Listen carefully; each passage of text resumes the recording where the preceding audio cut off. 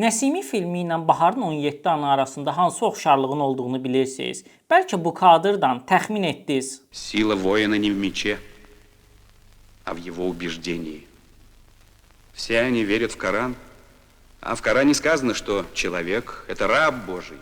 Əlbəttə, ilk oxşar xüsusiyyət hər ikisinin 1973-cü ildə göstərilməsidir. Lakin bundan daha maraqlı bir fakt var. Nəsimi obrazını rusca səsləndirən şəxs hamının Ştirlits kimi tanıdığı Vyacheslav Tixonovdur. O, həmin vaxtlar Baharın 17-ci anına çəkildiyi üçün dublyajda iştirak etmək istəməyib. Lakin sonradan razı olub. Tixonov hətta obrazı elə səsləndirib ki, ona xüsusi çalar da verib. Bu barədə Rasim Balayev də müsahibəsində razılığını bildirib. Bir dəfə Yaltada çəkiliş zamanı restoranda Tixonovla qarşılaşıb, ona hədiyyə göndərərək öz minnətdarlığını göstərib. Hətta deyilənə görə lap əvvəl Tixonov filmdə də Nəsimi rolunu oynamalıymış. Sizcə Tixonov Nəsimi rolunda necə alınardı?